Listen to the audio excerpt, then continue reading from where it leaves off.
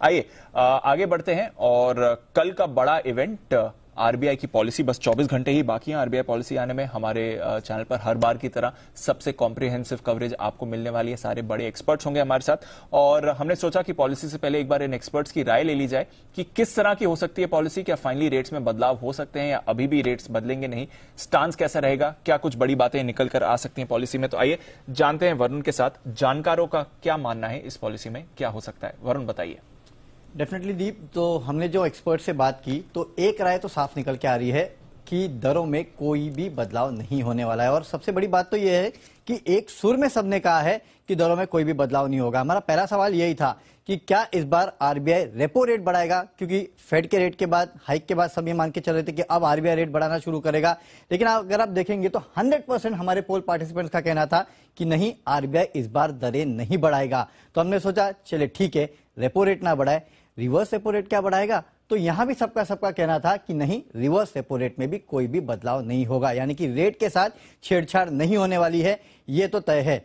अब हमारा अगला सवाल ये था कि चलिए इस बार नहीं होगा, पूरे साल में कितना होगा। तो देखिए, पहले लोग बोलते थे कि 1.5% 2% के आसपास रेट हाइक हो सकता है, लेकिन अब अगर आप देखेंगे तो करीब 75% हमारे पोल पार्टिसिपेंट्स का कहना है कि करीब 25 से 50 बेसिस पॉइंट के आसपास का रेट हाइक ही आने वाला है।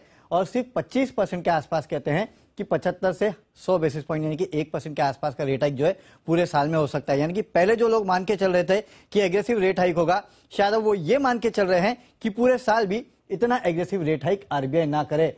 हमारा अगला सवाल था कि चलो रेट हाइक ना करे, लेकिन क्या आरबीआई का रुख बदलेगा। यहां भी 50-50 के आसपास का मामला था, क्योंकि आधे कह रहे हैं कि हां, आरबीआई अपना रुख बदल सकता है, आधे अभी भी ये मान के चल रहे हैं कि शायद आरबीआई अपना रुख ना बदले।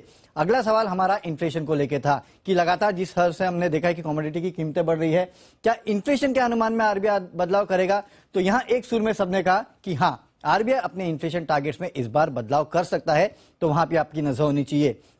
हाल ही में आपने देखा था काफी सारे जो ब्रोकेज फर्म्स थे या सब थे, उन्होंने अपना जीडीपी का अनुमान घटाया था। तो उसको लेकर हमने पूछा कि क्या वहां कोई बदलाव होगा। तो यहां भी 50-50 का मामला था, किसी ने कहा होगा, किसी ने नहीं कहा। और आखिरी सवाल हमारा यह था कि आप इस पॉलिसी में क्या सुनना चाहते हैं।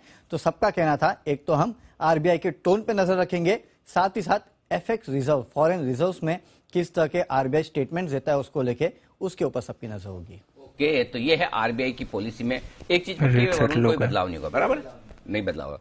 कमेंट्री अच्छी आएगी खराब आएगी, उसमें 50-50 या तो अच्छी या खराब। स्टैंड को लेके 50-50 है कि आरबीआई बदलेगा कि नहीं बदलेगा, मतलब अकोमोडेटिव रहेगा या थोड़ा सा सावधानी वाला। हाँ, उसको लेके भी अभी भी 50-50 है।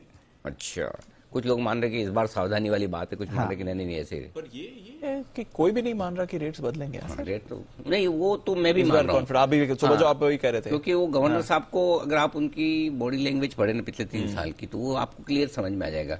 वो झटके नहीं देना चाहते, देते ही नहीं। मतलब एक्चुअली देखा जाए तो वो प्रोग्रेसिव पॉलिसी वाले गवर्नर हैं। हाँ, तो मतलब क्या होता है, एक डेटा देखकर आप शॉर्ट टर्म व्यू बनाते हैं और एक थोड़ा सा लंबा व्यू लेते हैं। तो वो लंबा व्यू लेने वाले गवर्नर हैं।